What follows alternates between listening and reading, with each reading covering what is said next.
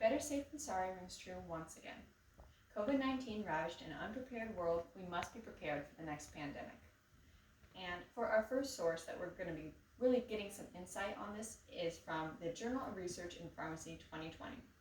It basically says that coronavirus originated in Wuhan, China in 2019, and that it spread through direct contact, meaning you touch something, you touch your face, or water droplets from when you speak and that gets into somebody's eyes or they breathe it in.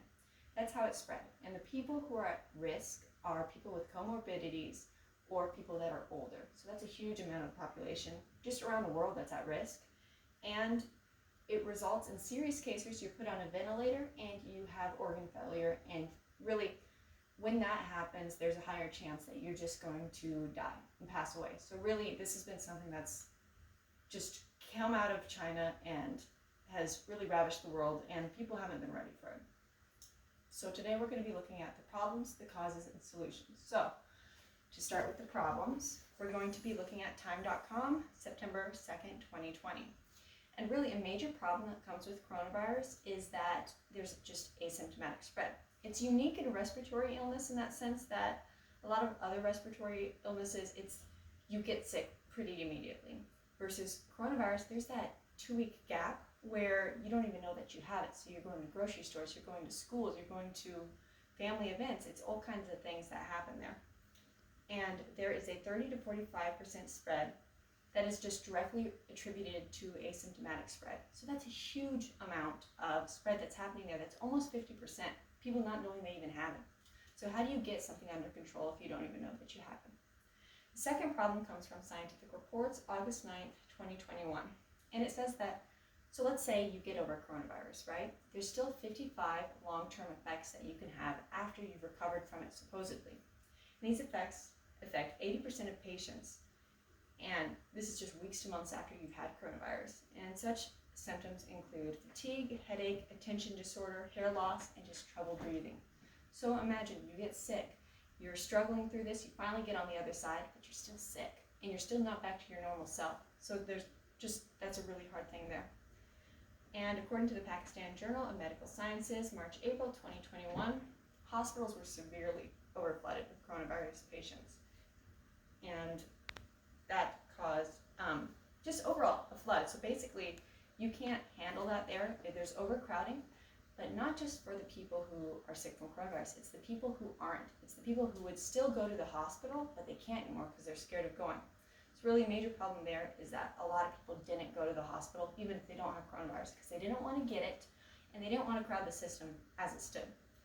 And this source found that there was a 40% reduction in heart attack cases in Rhode Island, and in a similar study, a 50% reduction in ER visits. It's highly unlikely that miraculously coronavirus came around and heart attacks just went away as much as people were having them at home. They're just scared to go to the hospital. So that results in more deaths. And that's technically attributed to coronavirus, but not directly. It's still a problem that comes from it. And how does all this happen? How is it that we're not ready to track these cases? How is it that the hospitals aren't ready? How is it that we don't understand any of this? It relates to the causes. So, in looking at the causes, from Bulletin of Atomic Sciences, July 2020, early in the pandemic, the U.S. structurally really failed. They sold a lot of equipment that would have been very necessary when the pandemic got really rough and sold it basically to other countries.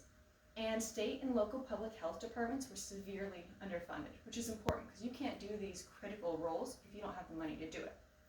And the Strategic National Stockpile lacked proper protective equipment and ventilators. This is one thing that's interesting. When you look at the stockpile and what it had in it, it looks like they were preparing for a bio attack or a small Ebola outbreak. So really what they were aiming for was very small, and it wasn't even close to the scale of what coronavirus has become. So there's a problem there. Also, officials created confusion. There was a lot of confusion around whether you need masks, whether you don't, if it's the flu, if it's not. And the source attributes it to President Trump at the time, who really went back and forth in how severe he said that it was, which created division. People weren't on the same page. And there was also unreliable tests. For a long time, people really couldn't count on the test. And there wasn't mass testing that there should have been to be able to track this. According to New American, April 20, 2020, There was lack of equipment also because people relied on China to supply it and to create these supplies like ventilators and drugs that would have been necessary. But when the country that supplies all this is being ravaged by a disease of its own, they're going to be using it for themselves and they're not going to be pumping it out for other countries. So there's another cause there. Just overall a structural problem. But there are solutions. And one solution comes from the Journal of Family Medicine and Primary Care, May 2020.